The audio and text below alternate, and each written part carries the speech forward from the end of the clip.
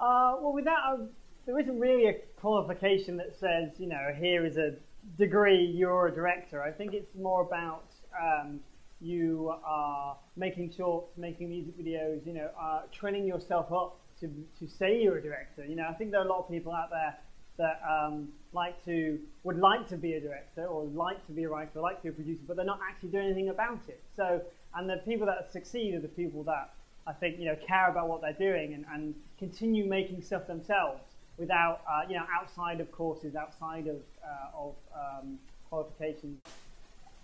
Me personally, I didn't go to university to do what I do. I started from the bottom. I started from running, making tea on sets, and working up the ranks, as it were.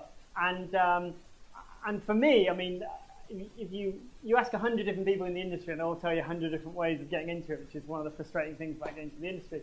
But you kind of earn a respect within the industry because it is quite a small industry.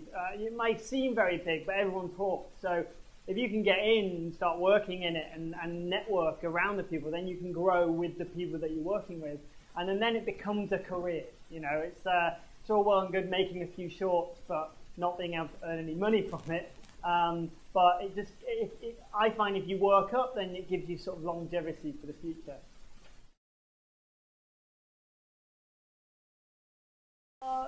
The way to get a work experience placement is to, well, there's a number of things you can do. Obviously, you can send emails to production companies. Mainly, I would send them to production managers, I would say, if they have them, or producers. I wouldn't bother with the exec producers or anything of that of a company if it's big enough to have them, because they're not the people hiring the staff. I think it's all about networking. So if you've got a great short that you've just made and you can send it and it's a quick link. If someone sends me something and says, "Look, I've made a couple-minute short film. Will you have a look?" I'll watch it. If it's a case of pressing play, and that's great. And it's about building those relationships. I think you can do that. You can do that through email. Twitter is fantastic. There's a fine line between harassing people and networking, but that's something you sort of have to figure out yourself. Also, attending as many events as you can. Networking. Film festivals are great. Just get talking to people. Don't be afraid to talk to people. I think that's one of the things that maybe took me a while to learn. Was to don't be afraid to ask, because all they can say is no, and once you get over your first no, then it's easy to take more.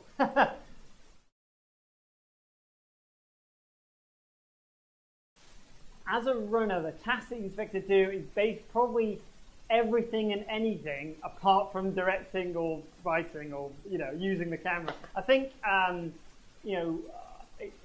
production manager when I was a runner said that hard runners are are hard to come by, and even harder to keep, because from the production point of view, people that are good runners in terms of they do their job well, they're really efficient, they don't complain, they're just good at what they do. They want to keep as runners because it's very hard to find good people.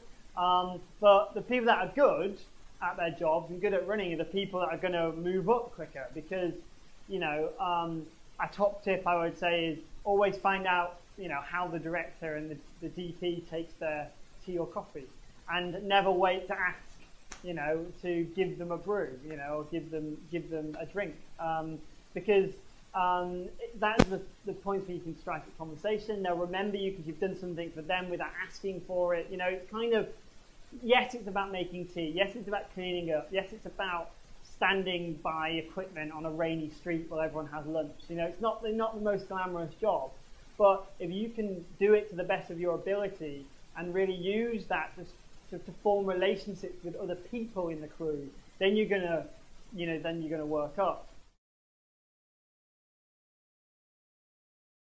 From my personal experience, when I was running, my first opportunity to kind of work up was I used to really get on with the VT op.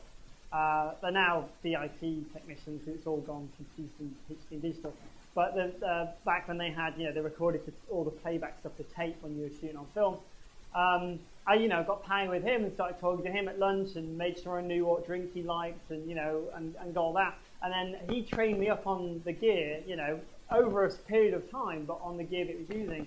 And suddenly he was kind of on a shoot that was, 5 days long. On day 3, he got really ill, and he had to go home. And there was no one, else who could step in and do it. And I just said, I know how to do it.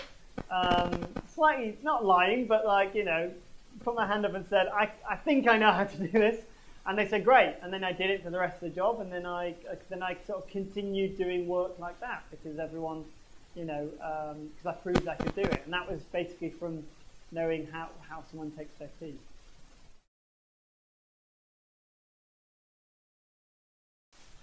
I think the salary of a runner can vary from 0 or even minus, because sometimes you're paying to go and work on a job. I think that's the thing, is that there are a lot of unpaid jobs out there. And I think, there are a lot of, low to no budget filmmakers out there who are just striving, who don't have the money but are striving to make a great film, and you can be a part of that team. You can sort of get in on the, on the bottom, on the ground floor, as it were, with these people, network, and hopefully you'll do some more stuff. I think the going rate on maybe on a commercial is kind of 80 to like 120 quid a day or something, around that sort of range. There are kind of union rates that if you go on like the Beck2 website, you can look at rate cards for what you should be paid as a commercials or a drama runner and all the different kind of step-ups. Average day director, one of the things I love about my job is that there isn't an average day. I don't know where I'll be, next week, next month. That's what I love about the job. I'd say on a shoot day, it usually starts very early, and depending on the shoot, I'd probably have breakfast with the director of photography. Just on a commercial, you've got clients, who usually take them around the set, explain what you're going to do. Then I go and brief the actors, hair, makeup, just go around and I'd say hello to everybody, because, good friends now work with me on set, so you sort of catch up with them at the start. And then, depending on the schedule, really, I mean, it's usually there's quite a lot to do in a day, so you're just trying to get through the schedule and spend as much time filming as possible and getting what you need. On a kind of non-shooting day, it really depends. I have quite a few kind of features in development, so my production company owns a couple writes some novels. So at the moment we're breaking novels down and working with different writers to develop screenplays, package it, trying to package cast with scripts and finding money and meeting investors, distributors, sales agents, or I could spend a whole day, at home watching the work of one actor or a DP or something.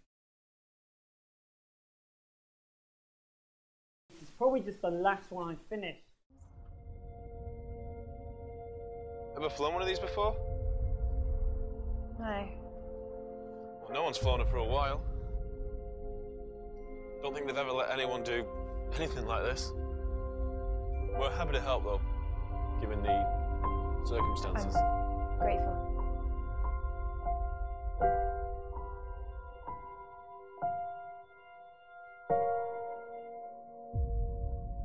Ready? Ready as I'll ever be.